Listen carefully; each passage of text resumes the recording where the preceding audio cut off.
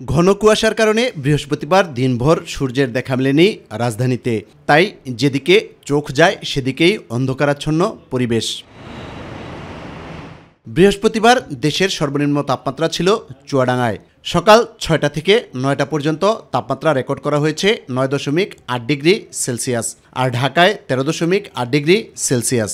যেখানে দিনের তাপমাত্রা এই সময় গড়ে থাকার কথা ২৪-২৫ ডিগ্রি, ওইখানে কিন্তু ঢাকাতে বা দেশের মোটামুটি দিনের তাপমাত্রা নেমে এসে ১৭-১৬ বা ১৮ ডিগ্রি এর মধ্যে চলে এসেছে।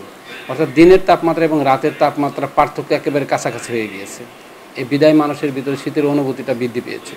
পৌষ মাস শেষ হওয়ায় পুরো মাঘ মাস জুড়েই শীতের তীব্রতা কম বেশি থাকতে পারে বলে জানান এ আবহাওয়াবিদ।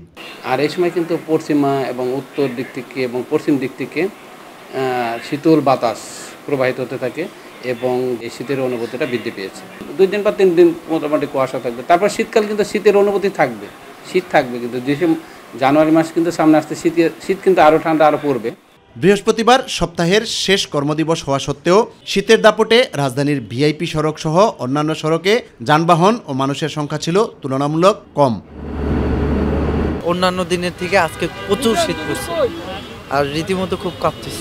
জ্যাকেটের ভিতরে আর 3টা আছে। এইবারকার ঢাকা শহরে এই শীতটাই মধ্যে হচ্ছে বেশি শীত মনে হচ্ছে। হঠাৎ করে এত বেশি শীত আশা করিনি। বেড়েছে শীতের পোশাক বিক্রির পরিমাণ। পরশুদিন থেকে একটু বেচাকিনা, শীতের বেচাকিনা একটু বাড়ছে। অন্যান্য দিনের থেকে আমাদের ডবলেরও বেশি বেচাকিনা হয়েছে। শীত পড়ছে অনেক, এই কারণে আসছে। শীতের কাপড়ের দরকার না এখন। শীত নিবারণের জন্য নানা কৌশল অবলম্বন করছে সাধারণ মানুষ। গাড়ি চালালে পরে আবার থামলে আবার শীত করে, গাড়ি চালালে গরম লাগে। শীতের সময় পান্ডা খাইলে গরম হয় শরীরটাই।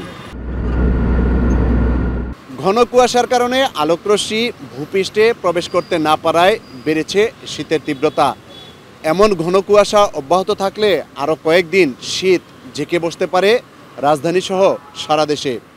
ইউসুফ আলী, মাই টিভি, ঢাকা।